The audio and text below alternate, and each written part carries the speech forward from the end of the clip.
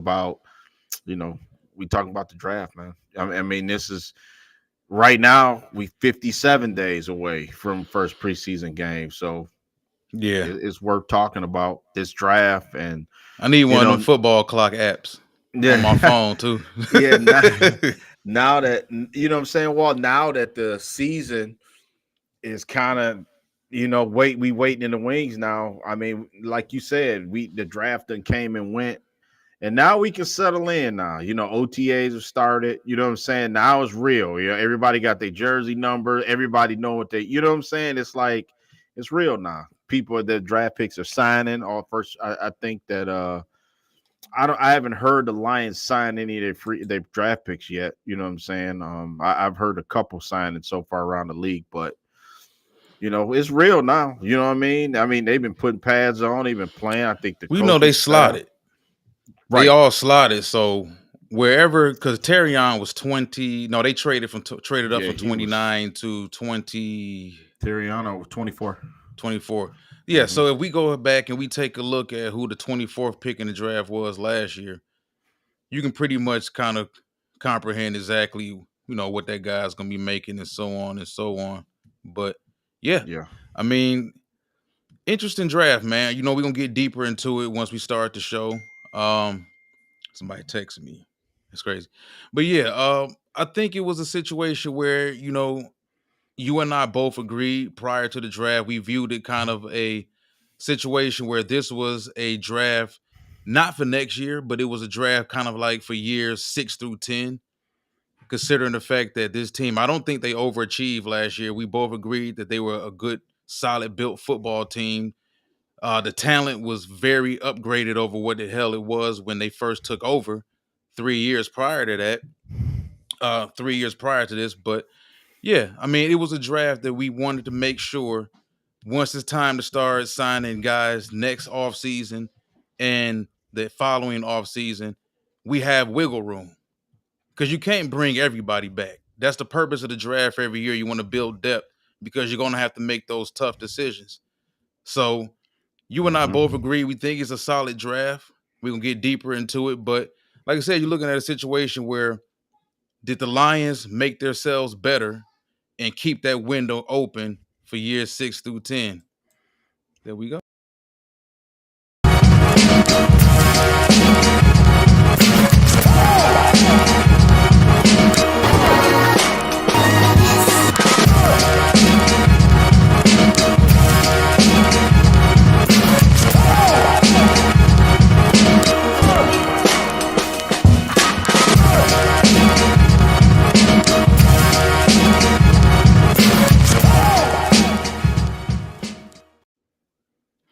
All right.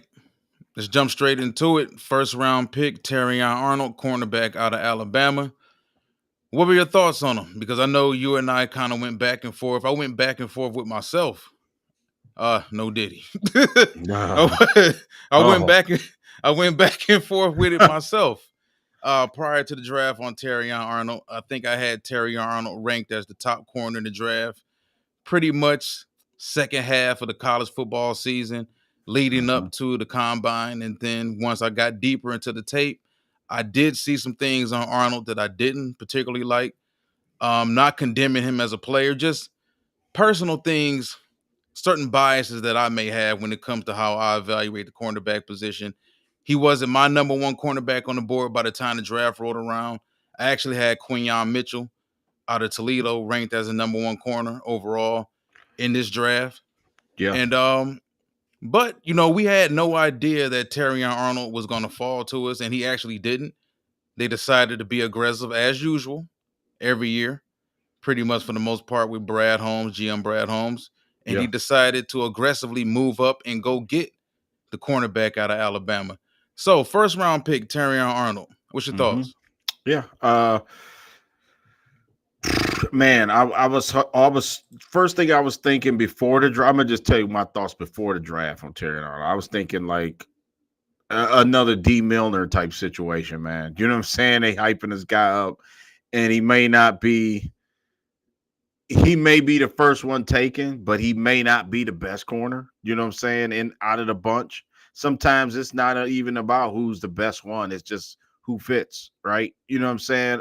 But as I look into it a little bit more, you know what I'm saying, since we had him, I do think that he's got to be a little bit more aggressive at the line of scrimmage. You know what I'm saying? For me, I mean, I've seen a lot of tape where his guy goes free a lot. You know what I'm saying? Now he's got good recovery speed or good cover. He does have good ball skills. You know what I'm saying? And he's got good recovery. He keeps his hands up, that type of thing. I don't think like pass interference thing might be an issue with him. I think he's good on that regard. I like it. I like it. I don't know if moving up to get him, he wasn't going to be there. I think it's safe to say probably the Cowboys. I was hearing that a couple other teams wanted him at that spot. So I do like Green Bay. Yeah, and we've seen that if Brad Holmes wants his guy, he gonna keep trading up to get him. Period. You know what I'm saying? We've seen Brad Holmes do it every year. Every year he's been the GM. So for me, and then I go off Nick Saban. It was ironic. Nick Saban was actually there. You know what I'm saying, with the panel when they took him. And Nick Saban, what he did have some good things to say. He said, "Listen, this kid worked the tail off. He earned the spot. He got better every year. You know what I'm saying? His progression was better every year. So he's an ascending player. You know what I'm saying? I don't want it to sound like I don't like the pick, because I do, but I just didn't think he was the best corner. That's just like you said. I had Quinion Mitchell, Cooper DeJean. I had a couple guys ahead of him, but that's okay. You know what I mean? Nate Wiggins. Nate Wiggins too. Yep, that was a guy I had too. I had him like 4th or 5th. You know what I'm saying? I don't have it in front of me right now, but I can tell you those are the 4 guys I had ahead of him. You know what I'm saying? But I am glad he's a Lion, Walt, because I really do think we needed to address that more so than the defensive end pass rusher type situation, which we'll get into. But I like the pick. I really do. You know what I'm saying? I'm ticking him before we even talk about the other picks on the surface. I like it. You know what I'm saying? Because I always say you have to go what the other teams are doing and even though you got to worry about yourself as a team, but you got to look at the other teams in our division: Chicago, Minnesota, Green Bay. They all got elite receivers, man. And I think, we can't keep trotting, like you said, Jerry Jacobs of the world, not to keep beating up on him, but, the Chris Houstons of the world. Yeah, Chris Houston, Miro Warrior. It was just a revolving door, man. Yeah. You know what I'm saying? So we had to get some stability. So I like the pick. You know what I'm saying? I really do. Terrion seemed like he's a good kid. Just on the surface, he was happy to get drafted. You know what I'm saying? And it was electric, by the way. You know what I'm saying? For the Lions to move up, it was the perfect scenario. Perfect storybook, type thing, if you want to say that. I like the pick overall. You know what I'm saying? I'm ready to go week 1 with Terrion Arnold on one side of the field. You know what I'm saying? Yeah. All right. So, I'm going to explain this. It's been a while since we've been on YouTube, so I'm going to further explain this over again. Once again, I'm a traits guy. And I go back to a cornerback out of Alabama, big time recruit coming out of high school 3 years ago. They were big time concerns. I never had them, but there were big time concerns about the fact that, and it was fair, the fact that Nick Saban loves to play man, but when it came to this corner, same issue, same concern that came up with Terrion Arnold and Kool-Aid McKinstry.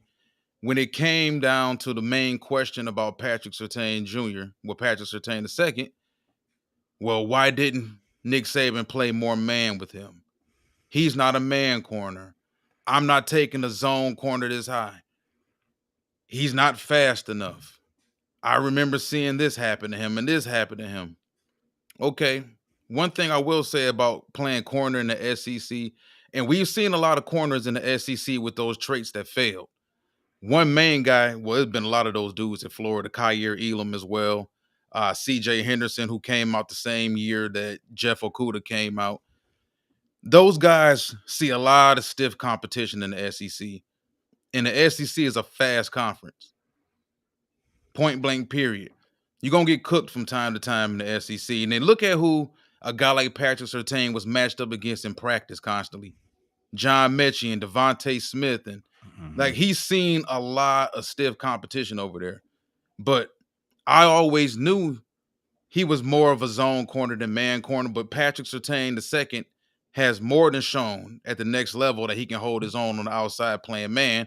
And then you got Lions fans who wanted us to potentially trade for him before the deadline last year. So I say all that to say this.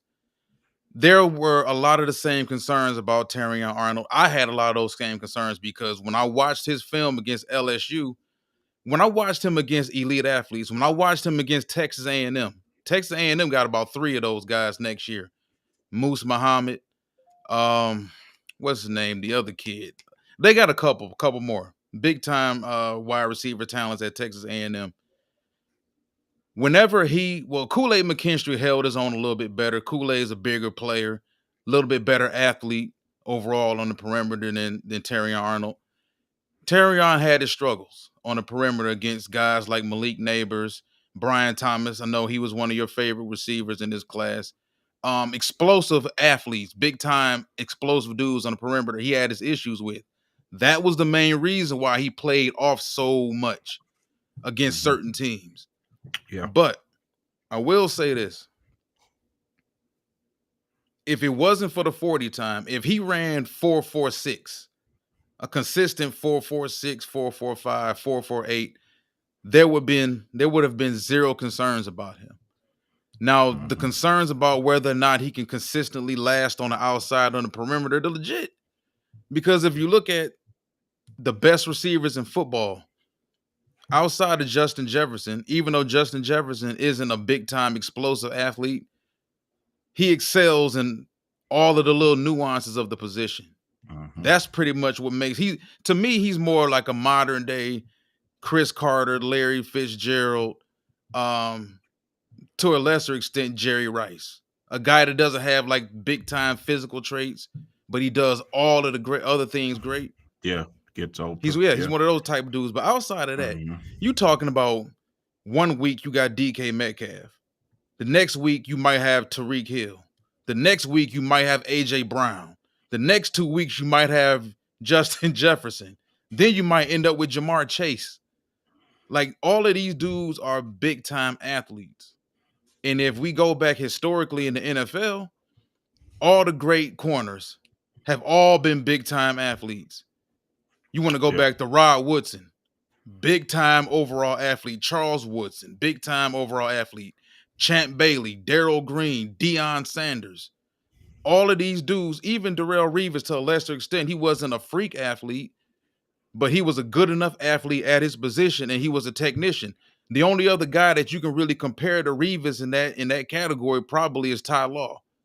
A shorter, stocky corner, not the best overall athlete on the perimeter, but I'm good enough to hold my own, and I'm so smart and cerebral at my position that I can be great at my position.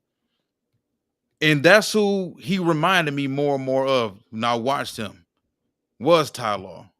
Now, if Terrion Arnold turns out to be Ty Law, we hit a home run. No doubt. I'm going to be honest about it. You're going to always be honest about it because that's what we do on this show. We're not going to watch the draft and then come back and tell everybody, oh, yeah, I love every single pick, and I was right on with it right before the draft. Everybody's great. If we don't care for somebody or we have our concerns about somebody, we'll let everybody know. So I think you was 100% honest in your take on Terrion Arnold. I was as well. He wasn't our number one corner on the board, either of our boards, but he's a Detroit Lion. I think he's a damn good football player. And I agree with you. I think he's ascending. And we got him right at the right moment. I think he's in a great situation where he doesn't have to come in here and be the number one guy. You know, if you look around at some of those other spots, let's say Atlanta would have took him in the top 10. He'd have been expected to go to Atlanta and start week 1 right on the outside, opposite of Terrell. And I think that would have been bad for a guy like him. So I think he's in a great situation here. And moving on to the next guy, I think he's in a great situation too for the Yeah. same exact reasons. And that's Ennis Rakestraw Jr., cornerback, Missouri. What's your thoughts on him? Yeah. I'm gonna just tell you, I hated the pick. When I first heard it, I hated it. You know what I'm saying?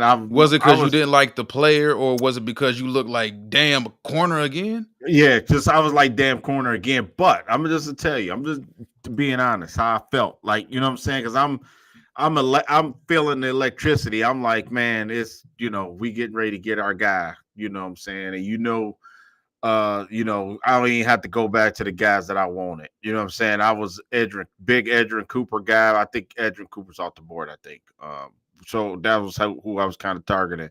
I had like 3 or 4 defensive guys that I wanted. Or the offensive Zach Frazier, you know what I'm saying? It was a bunch of stuff a bunch of guys that I had. But anyways, then I even had Rakestraw like on my board. I remember vividly saying that I wouldn't mind them taking Ennis Rakestraw. I wouldn't take him in the first round, but I definitely would take Ennis Rakestraw. Well, he's got some stuff that I like. He's got like the Chauncey Gardner, John. He's got what he has a little bit. You know what I'm saying? I think he talks shit, but I think that he can back it up and play a little bit. You know what I'm saying? And listen, I think the guy was pissed off. He got picked where he picked. He felt that he was the best corner in the draft.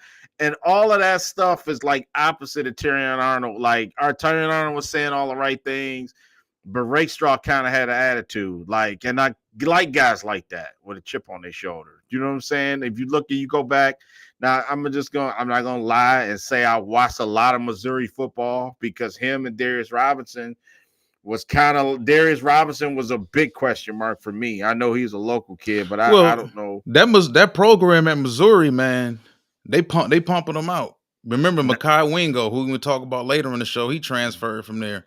Yeah. Chris Abrams Drain, the other cornerback, No, you from Washington opposite of State. Yeah. no Chris Abrams Drain, the other cornerback opposite of Rakestraw. He got drafted too. Like they Yeah. had Darius Robinson, as you mentioned. Like they had some pretty good players on that Missouri team last year. Yeah. He opportunistic in your face. He's small though. He's 5'11", that don't really bother me because if you got that what you need on to play corner, you got to be a different type of dude, man. You know what I'm saying? And it's all about traits, like you said. Everybody knows that, but some things you can't coach. Okay, a guy just got to be that, right? He's got to be that, and I think Rakestraw got it more so than Terrion Arnold. That's just my opinion. I believe that he's an impact guy. He can. I get what you're saying. You know what I'm saying? I think they both confident as hell, but to me, Rakestraw's confidence comes off more as a big ass chip on his shoulder. Like, yeah, even if you notice how him and Terrion interact with each other, he be giving Terrion this look like, yeah, you my boy and all, but you're really my comp.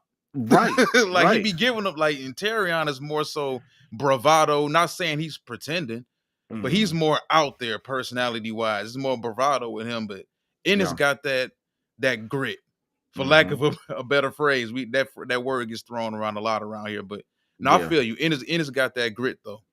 Yeah, yep. And it's just like listen, I the minute we drafted him, I went back and watched some more tape. You know what I'm saying? Because I knew of him. Like I said, again, I wasn't a linchpin for Missouri football. I watched bits and pieces. He stood out on a couple things, but just normal stuff. But when you get a chance to hone in on what he's doing, I mean, he played. And listen, that another thing, playing in Missouri, you gotta play. Like to get drafted from Missouri, you gotta be able to play. You know what I'm saying? You're not gonna be like this average dude. You know what I'm saying? That could be playing at Colgate or something. You know what I'm saying? I just don't believe this man threw Colgate out there. You cannot be. No, I got you. A dog like that and play the way he played at Missouri and don't get you know what I'm saying? If you're not a good player. So like I said, again, that's why I think that, I loved it after I thought about it. My initial thought, I didn't like it, but then, like I said, coming back, then Philly did the same thing. They took Quenya and Cooper DeJean. You know what I'm saying? They did the same thing. They took 2 corners, and people I was talking to was very upset about that. But I'm like, listen, you have to sometimes you don't even put the position by the player. Sometimes you got to go talent, you got to go scheme, you got to go, you Depth. know, that right. You got to go, this guy a dog or not. This, especially if he fit your criteria of a player. Maybe they thought that he wasn't going to be there. You know what I'm saying? And then he was on their board originally after Tyrion Arnold. Maybe he was the next guy really on their board, and they like, we taking him. I don't give a damn if he a corner or whatever. You know what I'm saying? So yeah, I like the pick now coming back, and I think we need it, man. I think that the overhaul on our secondary is much needed. Well, we need it. So hopefully him and hopefully these guys can play. That's the only thing you worry about. I'm just gonna tell you. I'm gonna just be straight up honest with you right now. I'm more confident in him than I am Terrion Arnold. That's just me. I mean, maybe how we gonna use him, or maybe he doesn't maybe have the pressure. You know what I'm saying? Of being the 24th pick. The Terrion Arnold is expected to start. I mean, it ain't no we gonna bring him along. And no, Terrion Arnold he's a bust if he don't start, in my opinion. You know what I'm saying? Damn, a bust. You can't get drafted number 24 overall and not start. You know what I'm Well, saying? look where Jack got drafted at last year, and he didn't start right out the gate.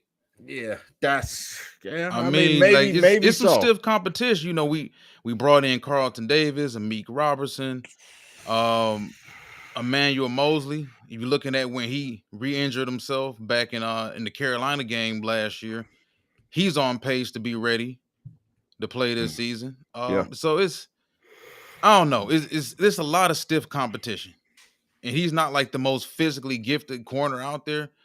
But I think he's trending and starting. But Mm-hmm. as far as Rakestraw, and to go back to this real quick, because I do believe, and we talked about this right after the draft, Brad Holmes did come out and say that Terrion Arnold and Ennis Rakestraw were ranked as their number one to number two corners in the class. Now, I don't know how honest that is.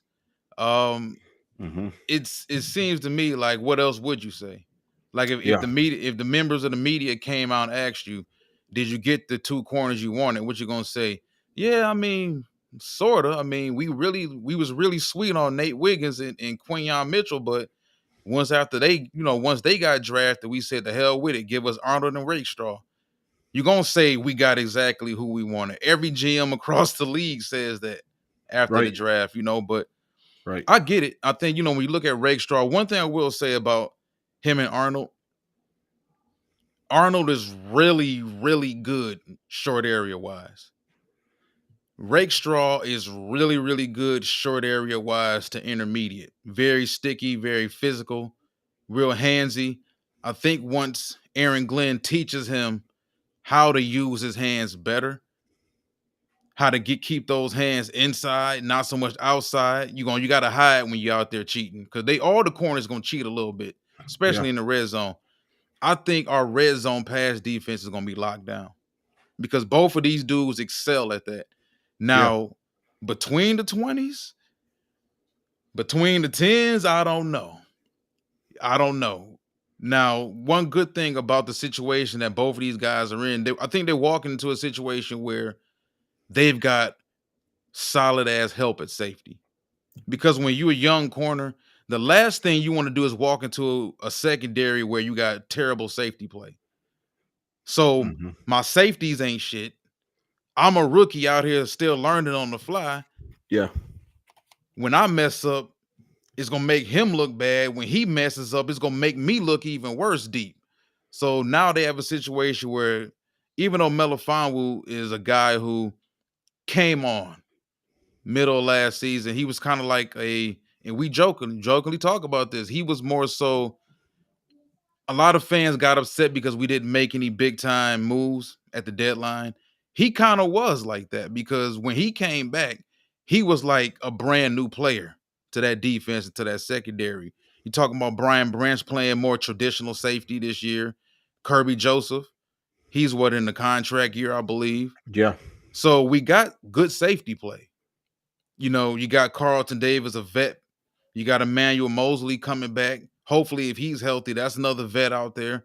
That's something we didn't even mention. We're going to talk about that at a later date, another show. But What if Emmanuel Mosley's healthy and ready to go? That pushes somebody else back. So I think at the end of the day, man, Rakestraw and Arnold, they both went to great situations. Yeah. They wasn't overdrafted. I think Arnold, even though Arnold wasn't my number one corner on the board, I still felt he was a first round pick. And he got drafted right in somewhere where I thought he would. I had him somewhere between 21 and 29 to us. I thought Tampa probably would have taken him as well, where they were at. So yeah, I'm cool with Rakestraw. I think he helps out tremendously. He and Arnold both help out tremendously as far as the red zone defense and pass defense, because they're gonna be hell to get rid of when you want to try the jump balls and the quick slants and the short comebacks and this and that. It's not gonna work. Yeah. It's not gonna work. It's gonna be tougher. Yeah, for this division, we need that. You know what I'm saying? The greatest equalizer for a rookie quarterback, which we're gonna have 2 rookie quarterbacks this year, Walt. Caleb Williams and JJ McCarthy at some point, I think, for the Vikings to just try to throw as many looks at them as possible. I think it's smart. You know what I'm saying? It's smart by Brad Holmes to do that, because I think one thing we've seen Aaron Glenn do in the past. We've seen him mix up coverages. We've seen him try to maybe, have 3 down linemen and bring a guy up the middle or something like that, maybe on a jailbreak blitz or something like that. You know what I'm saying? We got, I don't know. I'd like to see Terran Arnold just at the line of scrimmage and battle a little bit more. Maybe he didn't have to really do that at Bama. You know what I'm saying? Maybe that's one of the things. I just look at the physicality. That's why I was kind of in the Kool-Aid camp, because people was down in Kool-Aid saying that he wasn't the prospect. He was obviously 2 years ago overrated. Yeah, and I think Kool-Aid, one thing about Kool-Aid, he hella physical. That's what I like in my corners at the line of scrimmage. You know what I'm saying? At least disrupt the timing from the receiver to the quarterback a half a second. 1 second is vital. You know what I'm saying? And I think this team, you're going against Jordan Love twice. You're going against Caleb Williams twice a year. You're going against the Vikings. Justin Jefferson and Jordan Addison was phenomenal last year for the Vikings, man. And it's like, I think the Lions are trying to do something about that. They seen what everybody saw. You know what I'm saying? They seen CeeDee Lamb get damn near 300 yards last year. Do you know what I'm saying? And it was that one play that really costed us the game. You know what I'm saying? One game against the 49ers where all we had to do is literally, make some plays on defense in our secondary, and we win that game and go to the Super Bowl. So, you know what I'm saying? So I think that, being opportunistic, having the good safety play, it was a great point by you to not have so much pressure on these guys. You know what I'm saying? And then having Carlton Davis is a guy who's a veteran, can kind of get in the huddle. I kind of like that, where you don't necessarily have 2 corners, rookie corners, which is unheard of in NFL, to have 2 of them starting at one time. But Carlton Davis, say what you want about him, I mean, he does give a veteran presence, you know what I'm saying? And I think he can kind of settle these guys down, and you could tell when your teammate needs a word of encouragement, you know what I'm saying? So for me, looking back real quick on the 2 picks, Terran Arnold, absolutely a first round pick. You know what I'm saying? The Lions are aggressive. Brad Holmes got his guy, man. You know what I'm saying? And I for everybody that wants to always criticize his picks, and that's what he's paid for. You know what I'm saying? Every GM ain't making a pick that everybody like all the time. You know what I'm saying? So for me, Brad Holmes has done everything, calculated and to the way he wants to run this team. You know what I'm saying? And drafting 2 corners, I'm happy about that, because remember last year while we was saying, who the hell is going to play corner for this team? You know what I'm saying? Going into training camp last year. So, well, I think once you move as a fan, once you move past the initial shock, because we all go through it at the draft. Oh, they took Jack Campbell. Oh, they took Jahmyr Gibbs. Oh, why they do this? Why they do that? Oh, they took Laporta. Why they do that when they had James Mitchell? Like, remember, we were saying that. Like, all of this rolls into it. But yeah, I think once you get past the initial shock as a fan of your respective football organization not drafting the people you wanted them to draft, Mm-hmm. once you move past that, you start to think it makes sense. I mean, Carlton Davis on a short deal had the hip injury. Mm-hmm. Amik Robinson, not much to write home about. It's not enough about Amik Robinson to prevent me from drafting a corner or two in the draft. We already knew that. Emmanuel Mosley, you brought him back, gave him one more shot. You don't know what you're gonna get out of him. If you're looking past 2024, that's why we keep talking about this draft being more so for years 6 through 10. If you look at it for what it is, after this upcoming season, there's no guarantee Carlton Davis will be here. There's no guarantee Meek Robinson's gonna be here. There's for damn sure no guarantee Emmanuel Mosley's gonna be here. Look, Yeah. look at what happens. Look at the difference a year can make. After at this time last year, everybody was talking about Cam Sutton and singing his praises. We got ourselves a lockdown corner from Pittsburgh. We good, we good. One calendar year later, look at that shit that happened. So, you really don't know. Yeah. Not that Yeah. you can predict situations like Cam Sutton's situation, but even if you take his off the field situation out of the equation, he still wasn't good on the field. Yeah. Hell yeah. And Yep. that's one of the risks you take signing other people's players. So Yeah, it makes sense. We're not handcuffed. Right, right. And then, like you said, I do think the stability, that's what I like. Like you said, on the back end of it, I wasn't kind of going that angle, and it's good you brought that up because, I mean, now you look at it, I mean, that's pretty damn good to have. Let's just say, you go through it, positional, and we still talking Brian Branch. We haven't even mentioned Brian Branch. You know what I'm saying? We haven't even mentioned Afetu Melifonwu. You know what I'm saying? Two guys that's definitely in our plans to, we're looking at now to have, a greater impact on defense. So I think we good. I really do. I think I'm just trying to picture how is this going to come about? You know what I'm saying? Who's going to play what? You know what I'm saying? Remember Chauncey Gardner, we kind of wanted him to be that roamer guy, play line of scrimmage, blitz, do it, hit guys, whatever you need him to do, play center field, you know what I'm saying? Kind of a hybrid type. And I think Branch is more than capable of doing that. You know what I'm saying? A guy who can, knock a guy off his post after 10 yards. You know what I'm saying? A guy like Melifonwu, whereas, like you say, you brought up Mosley. It's just right now, it's just they got to go out on the field, man, and sort it all out. You know what I'm saying? That's going to be the most intriguing part of it because you figure you pencil in Terrion Arnold's going to start. Okay, you pencil in. We think Carlton Davis is going to start. Well, after that, Branch kind of knows his role, but it may be a little different this year. Kirby Joseph plays, center field. He's excellent at what he does. Very opportunistic. When he keeps everything in front of him, he'll be fine. And then Melifonwu is a guy, he's physical as hell. Built like a linebacker, can blitz, can do everything. Can cover. You know what I'm saying? He's a guy, a little handsy, but I like Melifonwu. I like what they did. We could go on with the next picks, but I just say the first two picks of this draft, I think Lions fans really it's going to be a pleasant surprise. And to me, I'm just going to predict, I think Rakestraw, people are going to like him right off the bat, by his play. You know what I'm saying? He don't necessarily, I'm not going to say he does this or that well. I just think he's going to fit just like Brian Branch did. I think he's just a guy that's just going to fit this roster, you know what I'm saying, perfectly. So, and then too, Aaron Glenn finally got some guys, man. He can kind of move around and stuff. You know what I'm saying? Some guys, I mean, some real football players. I mean, no disrespect to the guys that he had, but some real guys in that secondary, Walt, that you can do some other things with, especially in big games, on third down to get off the field, which was a problem again last year. When the teams wasn't trying to, when teams figured out they couldn't run, and then this year might be the same with DJ Reader and Lee McNeil.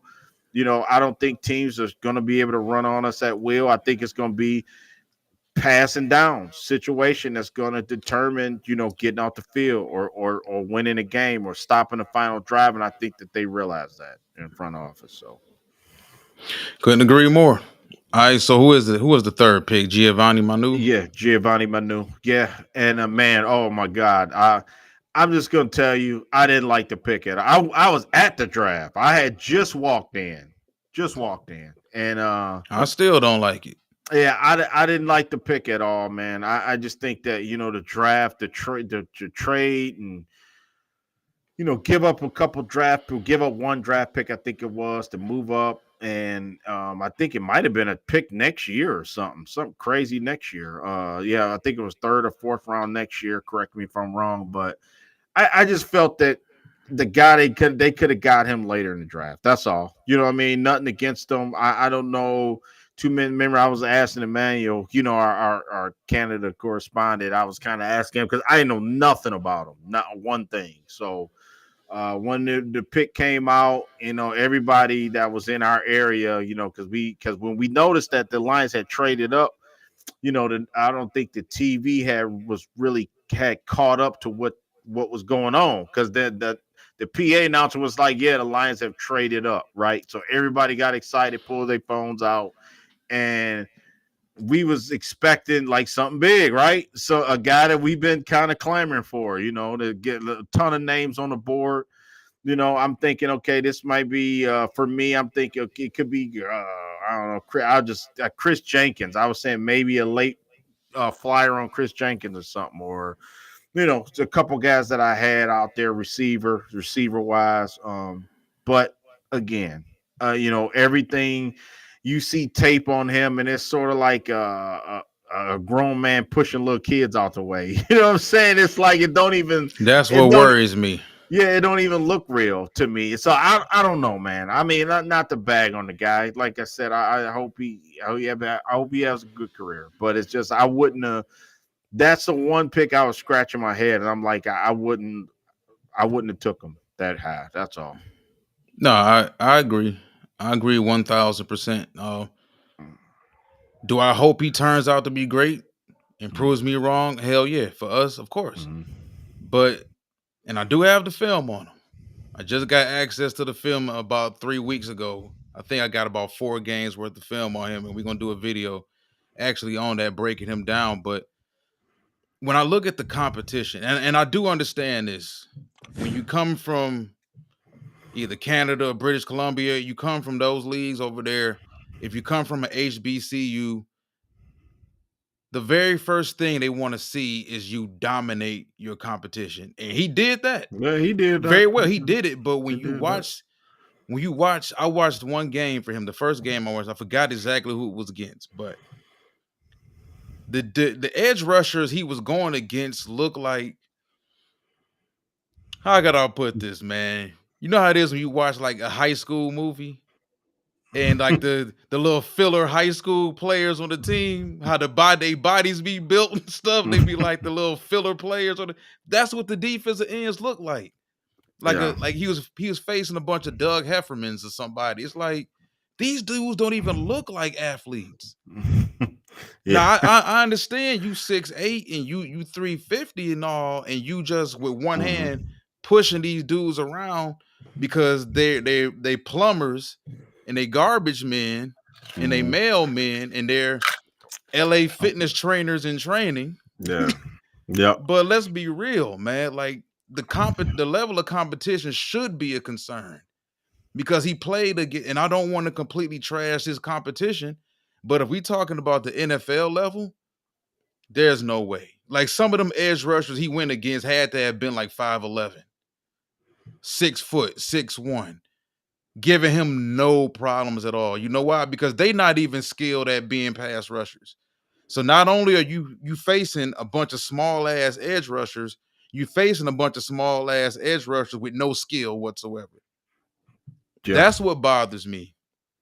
And for tackle in the NFL, it can't be just about how brute strong you are. It's like every content I've created that have talked about him since the draft have all regurgitated the same dialogue about him. Oh, he's brute strong. Oh, when he gets his hands on you, whoa. That shit doesn't matter at tackle. You can be as strong as you want to be at tackle. The most important attributes, you better be athletic with those feet. you better be able to get into your pass sets quick as hell, Mhm. and you better be able to stop that edge. If you can't maintain that edge, I don't give a damn how tall you are, how much you bench press, they're gonna kill you. Yeah. And you're gonna find yourself playing guard at the next level. I don't think he's a tackle. I think his feet, when he moves his feet, he looks like he's moving bricks.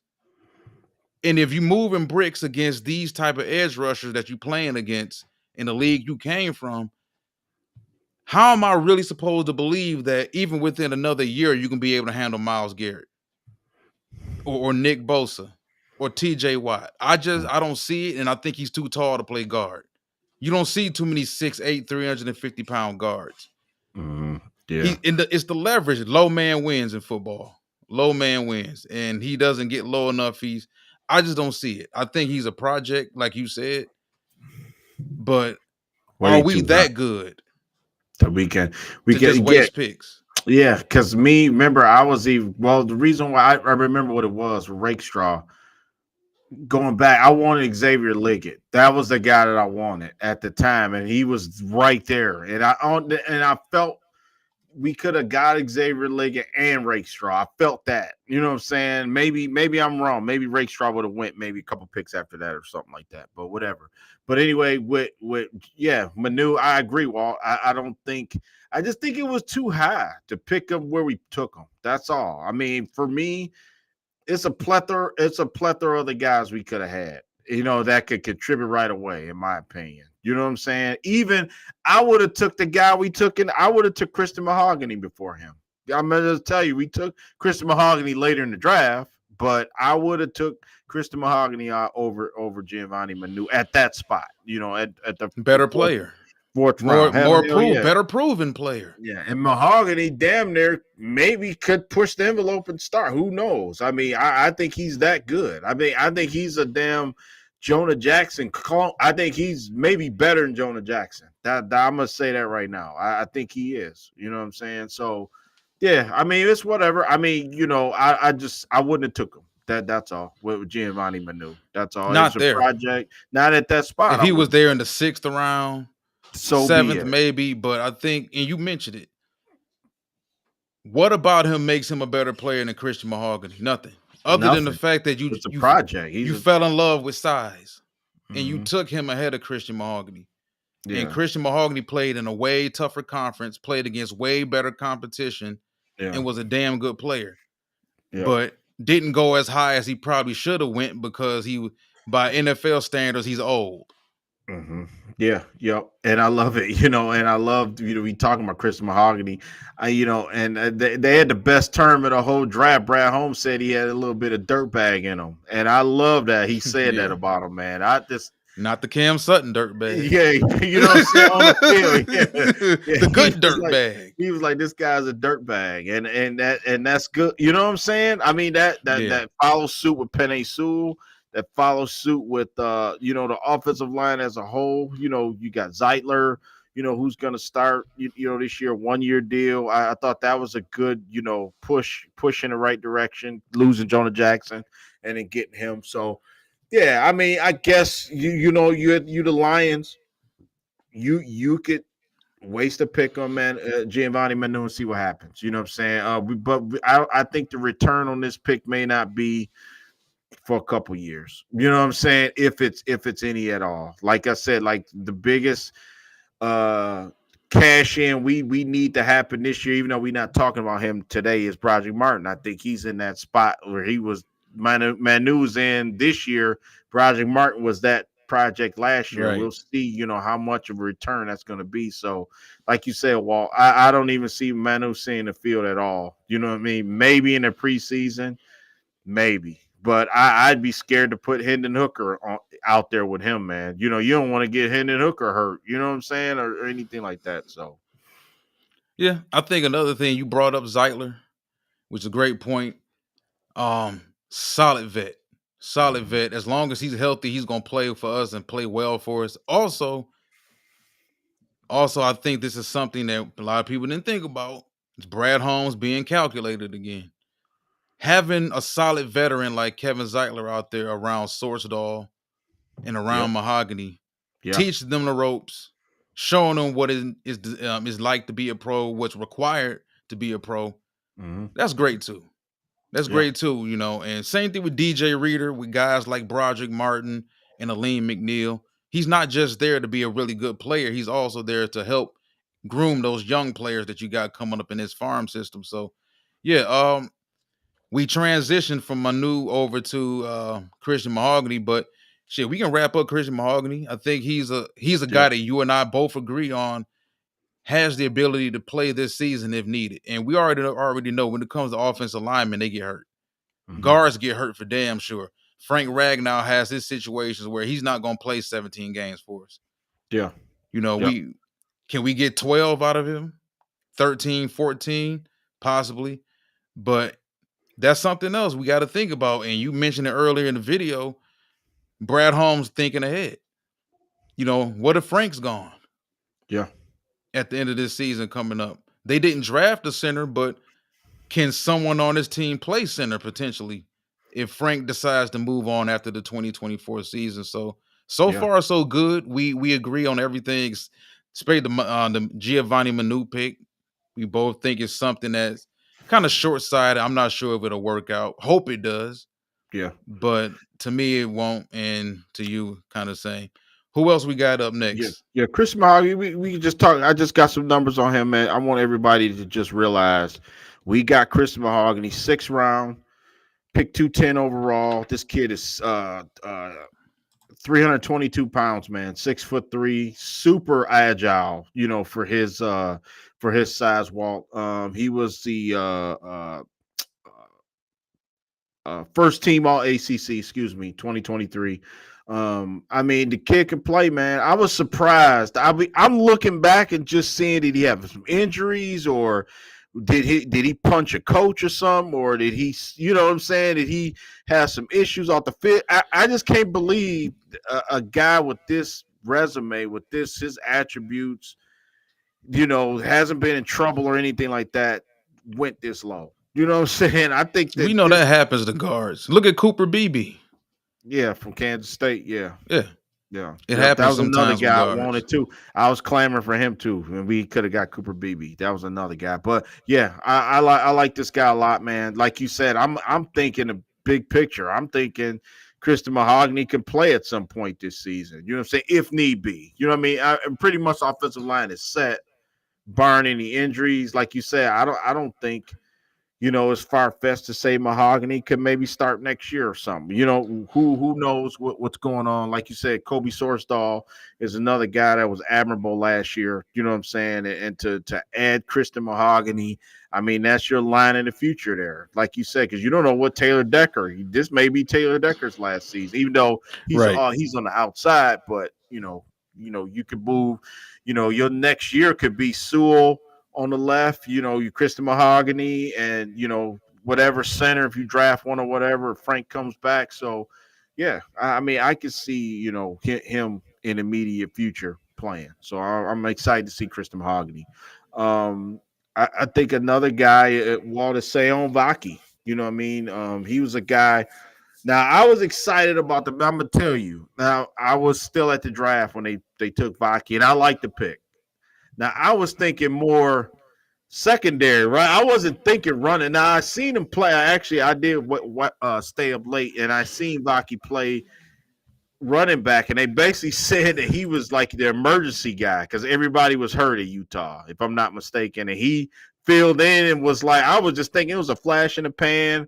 He had a couple good games at running back, but it's sort of like some type of gimmick or something like that. But Vaki's viable to be a running back. I think that I've heard early reports that special teams and running back exclusively, so far in training camp. That's what he's been doing. Not safety at all. It's based special teams and running back, and then two, they instituted what I'm hearing, they instituted the new kickoff rule, right? So the returns is back into the fold of the game now. Like you can actually maybe return a kickback, and he could be a guy that you have in that spot. You know what I'm saying? Listen, you don't have to be a known commodity to have success in the NFL. You know what I mean? So for him, I don't think it was a risk. I don't think. I mean, I don't think that like Manu. I don't think it was like a pick like that. You know what I'm saying? Like a guy that he kind of just rolled the dice and just to see, throw something on the wall and see if it'll stick. That type of thing. I think they got plans with Sam Viking. You know what I mean? Like you said, we was talking in pre-show. Three running backs is not unheard of in NFL these days. You know what I'm saying? We've seen Craig Reynolds. We've seen, a little bit of Jamar Jeff, not much, but we've seen Zonovan Knight last year. It's been a couple of guys that they were looking at that were trying to get maybe that third running back, and maybe Vaki's a guy that can do that. You know what I'm saying? Super tough. He tough as nails, man. Big body, big lower legs. From the hips down, Walter, this guy is put together, man. And I think that he's a load to bring down. I really like to see on Baki a lot. You know what I'm saying? He's another Dan. We always hear this scenario since Campbell been here. Dan Campbell guy, man. You know what I'm saying? Like you said with Malcolm Rodriguez, we was talking about him in pre-show. Damn near like that. Maybe he's their Malcolm Rodriguez. I think that was right by you by saying that. The guy who's here to do everything for the most part. Yeah. I'm cool with him as a player. When I looked at him as safety before he eventually moved over and started playing a whole lot more running back when guys started getting hurt, he wasn't that good as far as coverage. But boy, in the box, he was solid. He was a menace. One thing's for sure, they didn't ask him to do a whole lot in coverage, but when you put him in the box and you give him one assignment or two assignments, he was hell for offensive lines to deal with. Because, watching him, well, a lot of times watching Utah, you got caught up, you was watching Jonah Ellis, the edge rusher. And then, you notice Vaki making the plays he made, but I'm like, what, at the spot that they took him, if you wanted to take a running back, and we both agreed prior to the draft that running back wasn't off the board, we would draft a running back every year. With the way the NFL is currently constructed offensively, with the way it is, what it requires to win, and how much people have devalued the running back position. Do you think he was the best running back though on the board? Because he wasn't naturally a running back. He was a safety. He was more a guy that did a whole lot of different stuff. But how does the old saying go? If you do everything, you can't do nothing. Yeah. So you can do a little bit of everything, but you're not great at anything. So I'm thinking to myself, okay, if you wanted a running back, I don't have an issue with drafting a running back at that spot. But was he the best running back on the board? And if you want to draft a running back at that spot, why not take the best natural running back if that's the case? Yeah. Yeah, of course. I mean, when you look at it, Trey Benson, I don't even think that he was on the board at that time. Yeah, Trey Benson was gone if I'm not mistaken. Like you said, I was soaring the camp of like Frank Gore Jr. Even taking a flyer on Will Shipley. You know what I'm saying? I like Jalen Wright from Tennessee. I like all them Tennessee guys. They all can play. Bucky Irvin was sort of like small, so I was kind of out on Bucky Irvin. I remember he was there. Jonathan Brooks, that was the guy I was looking for. I think he was gone. I think he may be the best prospect out, him and Trey Benson. Braylon Allen was another guy from Wisconsin. That was a guy that ran the ball very hard. That, like you said, I would have took him over Vaki. You know what I'm saying? Because, like you said, he more natural, pure, every down running back. Yeah, pure running back. Pure running back, right? So I think that, maybe you can say Brad Holmes got a little cute with this pick, you know what I'm saying? Because he figured, hey, I got Montgomery, I got Jahmyr Gibbs, you know what I mean? I got Craig Reynolds to an extent. So let's try this guy and see, so maybe him and Craig Reynolds maybe, playing for that third spot. You know what I'm saying? Craig Reynolds, they've been letting Craig hang around for 2 years. You know what I'm saying? He always makes the roster. So I don't know if he didn't get cut. Yeah. And then come back in 3 months. Right. But too, you know what, Walt, if that happens, I think Vaki, let's just say Vaki could be valuable on special teams. Like you know what I'm saying? And if they Yeah. need that running back spot, Craig Reynolds still might get that spot, and then Vaki would be listed as special teams player. So for me, that's kind of disappointing because for me, the first 3 or 4 picks, especially with Brad Holmes, to take guys that's special teams guy, kind of like why are we doing that? You know what I'm saying? You kind of don't need that, but I get it. A guy like I use the guy from New England who Slater who retired last year. Oh, Was Matthew Slater. Matthew Slater? Yeah, he retired Yeah. 2 years ago. You just when you get a guy that's valuable on special teams, I mean, it is part of the game. And then how many times did Dan Campbell said we honor all 3 phases of the game: offense, defense, special teams. You know what I'm saying? So for me, I just can't wrap my head around like a 4th round pick going to actually a guy that may be ultimately a special teams ace, but it is needed. Look at Jalen Reeves-Maybin last year. He was fantastic. You know what I'm saying, on special teams. You know, he played a little bit linebacker, and they may be the situation with Vaki. You know what I'm saying, where he's running back, by trade, but hey, we're gonna use him in special teams too to make to allow. Or in a pinch, you can throw him in defensively. Like Yeah, I think it's funny too that the conversation eventually steered to this. I think the NFL is going in a direction now where there's going to not necessarily positionless football, but I think we're gonna start seeing it probably gonna start fully this year when Travis Hunter from Colorado comes out. I'm not sure if he's gonna play both sides of the football either. I think he's gonna have to eventually settle on playing corner over anything else. But having guys like Sione Vaki, who you're strictly a running back for the most part, but we're gonna give you 5 plays on defense that in a pinch, if we need you to play running back on a couple plays, linebacker at a couple plays, or we need you to be a box safety in this game because yeah, Branch is out and Melifonwu's out with an ankle injury. We need you to help out at safety, but mhm, we give you these 5 responsibilities. I think you're gonna start seeing teams start utilizing more players like him like that. I could play running back for y'all in a pinch. If Montgomery gets hurt, because running backs get hurt. mhm. Montgomery gets hurt, I can pair you with Jahmyr Gibbs for a couple games and not miss a beat for the most part. Or Yeah, I can throw you in some blitz packages on defense yeah. and He simplify everything for you. Yeah, because he can get there. You know what I'm saying Yeah, he yeah, a guy that can get there. Like on third day, he'll get there. That's one thing I do like about him, and just the thought of him and James Houston, man, just unleashing them 2 guys. You know what I'm saying, on a third down play would be something to watch. You know what I'm saying? I mean, like you said, I think the NFL changes from year to year or every other year from, like you said, other little adding little wrinkles to the game. You know what I'm saying? Now we dealing with a lot of press coverage. We dealing with, space. You got to have, not necessarily big receivers. That's why St. Brown's so effective, where he operates in space very good. He finds a soft spot. You know what I'm saying?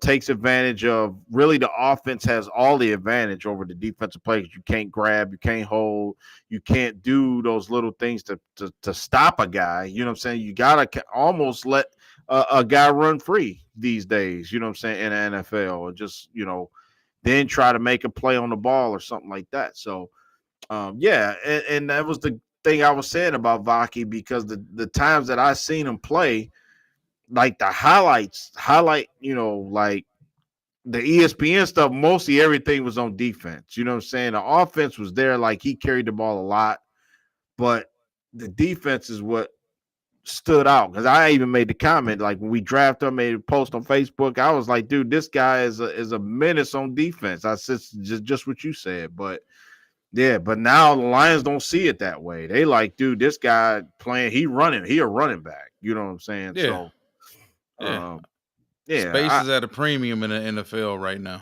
Mhm. Yeah. Yep. So we talk about this last guy, Makai Wingo, from LSU. He's another guy I remember doing a video, and he was a guy I spoke of, like coming for day 2 picks. You know what I'm saying? And I'm very happy we got this guy. You know what I'm saying? I'm not making any predictions on him either. You know what I'm saying? Because you never know. It's a 50-50 thing, flip a coin. But I can't say this. I think he is kind of undersized a little bit. Kind of. I remember they were saying the same thing about Kalijah Cansey last year for Tampa, like another guy that I wanted, but he turned out to be okay. You know what I'm saying? Had a good dominant rookie season. At times he was dominant, but yeah, Makai Wingo, very explosive off the ball, though. You know what I'm saying? Right, initial point of attack, Walt.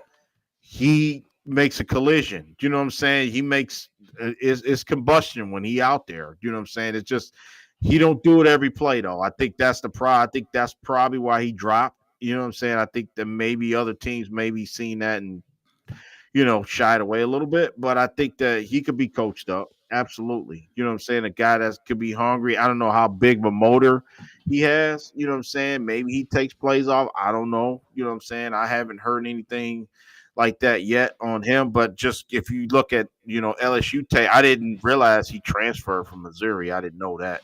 But I only seen all his LSU stuff. And he didn't jump off the page. I think that's the problem with him. I said, sort of like what's the other guy from Ohio State that I liked? Michael Hall. Like he sort of reminded me of Michael. Michael Hall's a better player to me, but undersized to play in the trenches like that. But it seemed like every now and then, like one out of every 7 plays, he'll manhandle and get to his. You know what I'm saying? He'll beat his man and get there. You know what I'm saying? So. I think it's something there with him. I mean, I don't know if he may not be a spot this year. Hopefully it's not like an Austin Bryant type thing. I remember when we took Austin Bryant out of Clemson, he was another guy I was kind of high on, took late. I mentioned Deshaun Hand, another guy the Lions kind of took in this spot. It didn't work out. You know what I'm saying? So they took a flyer on him. I don't know, Walt, if he's going to be a guy that can crack the lineup this year. We'll see. But, what's your thoughts on Makai Wingo? I mean, you think I think he's a solid player. And that's kind of like the kiss of death. When somebody call you a solid player, because everybody gets caught up in ceilings nowadays. I'm going to make the comparison with him and his teammate at LSU, Mason Smith. Mason Smith got drafted way ahead of him.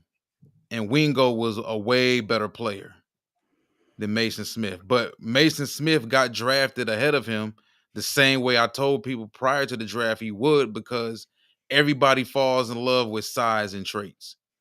And then a lot of people remembered Mason Smith from the guy that they saw coming out of high school. When he left high school, that first year at LSU, he showed a bunch of flashes. Then coming back, he ended up getting injured. There were big hopes for him. He got injured that next year. Last year, and I know he's not our player, but last year for Mason Smith, it was kind of like a red shirt because he was fresh off being hurt the previous year. He didn't play a lot of football, so people kind of gave him the benefit of the doubt. Meanwhile, next to him, Makai Wingo was doing all the dirty stuff. He was doing the two-gapping. He was able to hold the line of scrimmage while those linebackers, guys like, I was about to call him Heel Perkins. Sam Perkins. Not Sam Perkins. Harold Perkins, edge rusher Harold Perkins, who may be a first-round pick next year. He did the dirty work so guys like Harold Perkins could get the credit and get the pressures on the quarterback on the outside.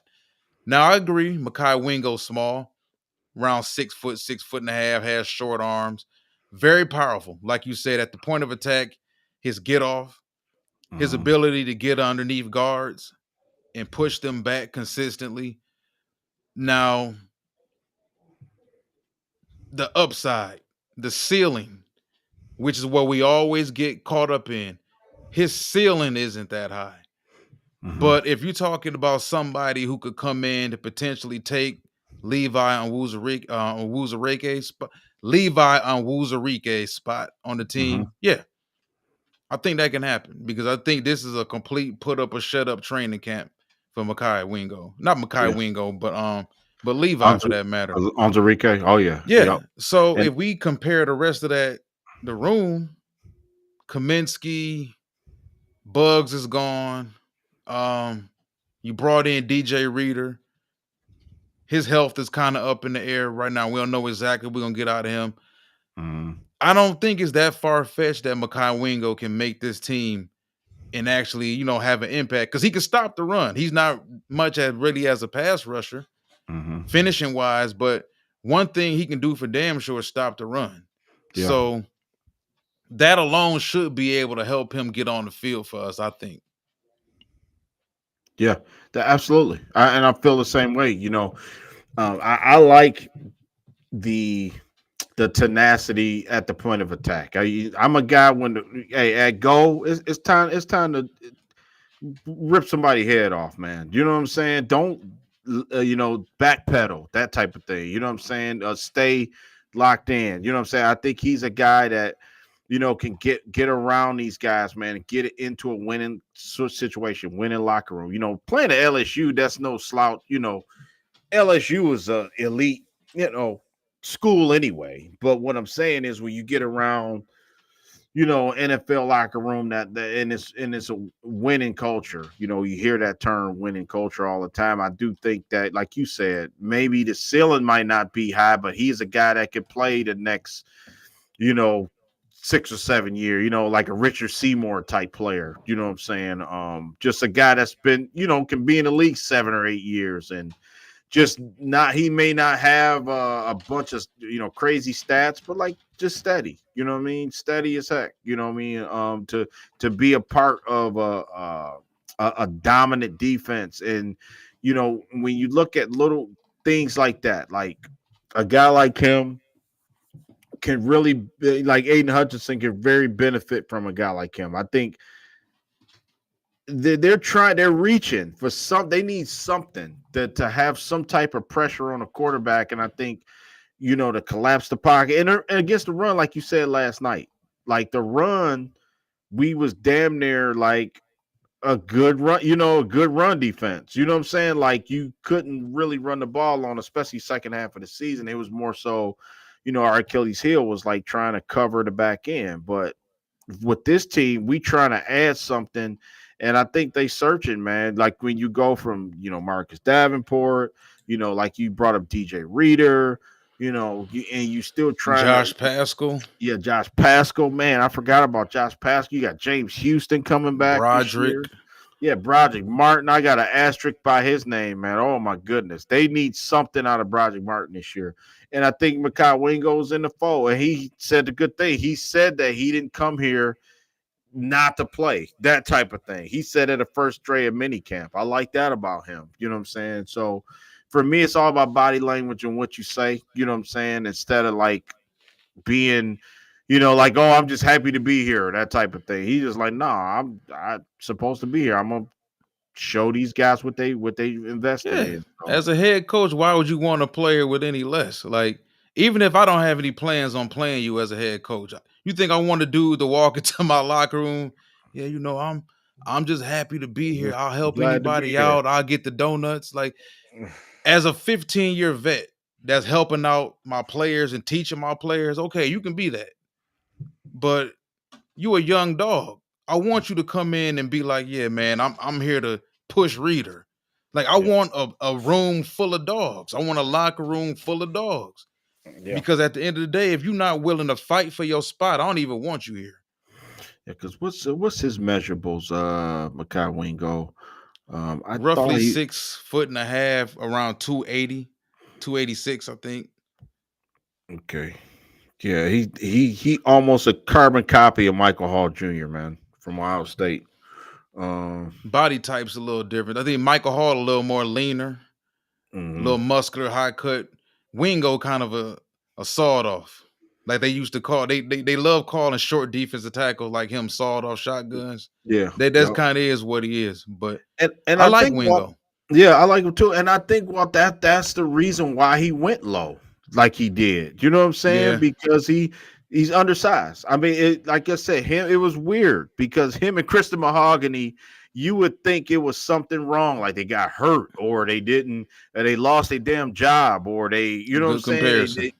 You know what I'm saying? It just, I like getting these two guys and adding them to our team. You know what I'm saying? Because these are the kind of guys that will win you a couple games during the season, or bloom late in the season, or if you need these guys to come in and make a play, well, speaking of Makai Wingo, but if you need spot duty from Mahogany, maybe he can play a game or two. You know what I'm saying? 'Cause remember, Sorstal played, and we wouldn't think he was even ready to play. Remember last year, he started 2 games, I think it was last year. So your name would definitely be called, and you got to figure he's with the right coaching staff, because this is what I do like about Dan Campbell. I don't believe that if you can't play, I don't that this is what I'm gonna back up what I'm saying. If you can't play, I don't think this coaching staff just gonna play you. Okay. Quarterback was so terrible. That was what we had last year. Do you know what I'm saying? Like, the cornerback situation was so, like, if you just turn around and look back at it, it was a bad situation. But we tried to mask. Aaron Glenn did the best he could trying to mask the situation, but eventually we got exposed because injuries started to creep in, and just a toll of a 17-game season. So yeah, Walt, if we had to just put a bow on this show tonight, talking about this draft class. Overall, if I had to give it, I give it a B. You know what I'm saying? I give it a B. You know what I mean? If I had to rate the top 3 out of the 3 picks I do like, I'm gonna tell you. I like the Rakestraw pick. I like Wingo, and I like Christian Mahogany. Those are the 3 guys. If I had to say, those guys are my favorites out of it. Not that I don't like Terrion Arnold, you know what I'm saying? But I like Rakestraw. I like the thinking of it now that time has passed and we on the horizon of a new season. I think that pick right there, it took guts to pick him, and we know that it took guts to take Sam Laporta when he did. You know what I'm saying? Having another tight end and losing TJ Hawkins. You know what I'm saying? It may pay off again in the long run for the Lions. You know what I'm saying? Remember, we didn't think Sam Laporta would be like Sam Laporta. You know what I'm saying? And not that fast. Not that fast, right? Yeah. Even though defense is different, defense is different than offense, but yeah, those are 3 guys. Walt, Rakestraw, Wingo, Christian Mahogany for me. Yeah. I think Mahogany, his situation, and we talked about it earlier in the video, his situation being drafted significantly way behind Giovanni Manu, similar to what I talked about with Makai Wingo and Mason Smith. Now, we agreed Christian Mahogany was a much better player than Giovanni Manu, but Giovanni Manu got drafted because of traits, size, and power. So therefore, being 6'8", 350 got him drafted over Christian Mahogany, which is crazy. And I said the same thing about Mason Smith. Mason Smith did not look like a good football player last year at LSU. Makai Wingo was the better player. But what happened? Mason Smith, 6'6", 315 pounds, big-time athlete, shows versatility to be able to play anywhere from 0 to 4 tech. Hasn't actually proved it on the field, though. But that's enough to get him drafted over a guy like Makai Wingo because, quote-unquote, Makai Wingo is a finished product and he doesn't have a high ceiling. Now, I give the draft pretty much a B-, simply because I think the 3rd round pick in Giovanni Manu, I felt like, and I still feel this way today, it was kind of not necessarily an arrogant pick, but to me, it was one of those, we doing so good, we can afford to take a flyer on a guy in the 3rd round that may be an undrafted free agent. And I didn't agree with that at all. And I agree with you. We could have got somebody, not to say Giovanni Manu can't develop and be a solid contributor for us in 2025, maybe 2026, but we could have got somebody in the 3rd round, whether it was a wide receiver, it was a better offensive tackle who can come in and play immediately if need be. An edge rusher. There were edge rushers still on the board. Yeah. There were other defensive tackles still on the board. There were other safeties still on the board. And I Yeah. think to take a complete project at tackle was silly to me. It was Mm, real silly. I don't agree with that. And then the Siaki Vaki pick. I mm, feel like if you're going to take a running back, why not take the best available natural running back, pure running back that's still on the board, or one of them that are still on the board, unless you plan on utilizing his versatility, like we talked about earlier. You yeah. plan on playing him on defense a little bit. If you get caught in a pinch, put together some packages for him, a strict set of 5 plays, not give him too much of the defensive playbook, but somebody that in a pinch can help out a box linebacker, can help out an edge rusher if need be in some situations, stuff like that.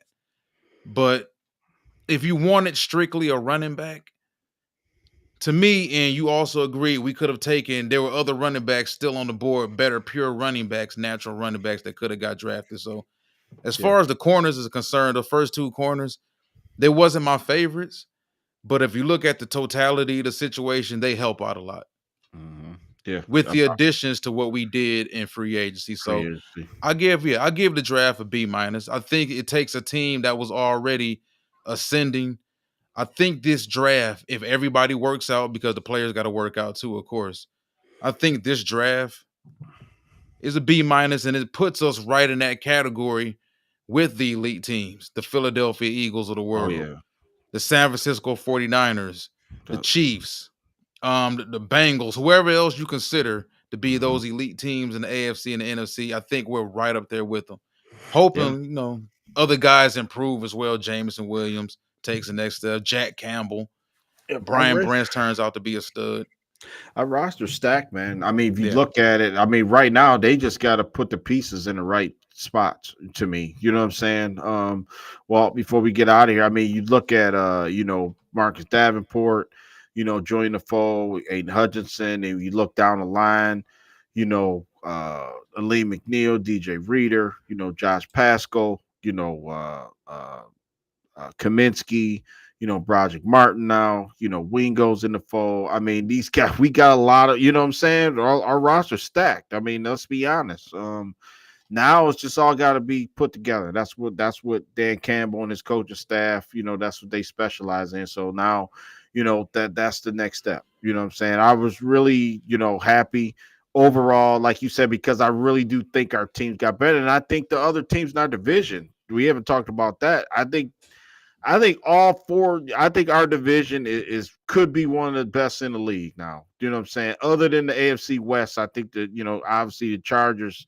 I mean, not the Chargers, but the Chiefs. NFL. They won the Super Bowl, so I think the AFC West is super competitive, but not so much. I think Denver and the Raiders are kind of behind. So I I look at our division with the Lions, the Packers, Vikings, the Bears. You know what I'm saying? It's just going to be just really good. Uh, Something that we need. I think we need it to be hard for us. You know what I'm saying? I don't think that we shouldn't like have a 5-game lead going into the final weeks of the season. You know what I'm saying? If we're playing our best football at the end of the season, I think that's all that matters. If we finish 11-6, 12-5, same as last year, but we're playing good football, ascendant football, like we've been known to say on this show, then that's what you want. You know what I'm saying, Walt? Yeah. Because it's a long season. I mean, we talked about our bye week. Our bye week is in week 5, and we don't have to really talk about that tonight. But it's a long season, man. And luckily we got out of it kind of not. What was the major injury we had last year? Was James Houston. I think that was really the only guy that was hurt, and we couldn't. You know what I'm saying? And we was lacking at that spot. It was like James Houston got to stay healthy this year, but. Yeah, and we had a little dinged up on offensive line, but yeah, overall, Walt, I like the draft. Like I said, I give it a B. So I think tonight we kind of covered everything we need to cover because it had been a while since we talked about it. But I, I want to I ask you like, one last question though. yeah, Quick prediction. Moving forward, Who do you think are the best two players from this 2024 and 2024 NFL draft for the Lions? Good. Are you talking about this year, or are you just saying let's just and we just putting our Move, crystal yeah. balls out? If we put our crystal balls out there and move forward Yeah. next season, 2 years from now, who do you think will turn out to be the best two players from this class? Wow. Good. Great question. I'm gonna say if I had to say, I'm gonna say Christian Mahogany because he's gonna be a starter, I believe. And then I'm gonna go out. I'm gonna say Terry Arnold. I'm gonna say we might not see it this year, but maybe it may take a year or two for Terry Arnold because reason why I got some to back it up. I'm not just saying it just to say it. I think that he's gotten better every year he's been at Bama, Saban, and I believe Nick Saban, you know what I'm saying, one of the greatest coaches ever in college football. He said that he's gotten better, you know what I'm saying, every year. And I think that once it may be a tough, remember, cornerbacks is tough, man, to play unless you like Sauce or, Tariq Woolen or guys that's just a damn man child to start their career off. But it may be some growing pains, you know what I'm saying, to start the season. But I think to answer your question, couple years down the road, I think Terry and Arnold, we gonna look back at it and say, him and Christian Mahogany, the two best players in this draft.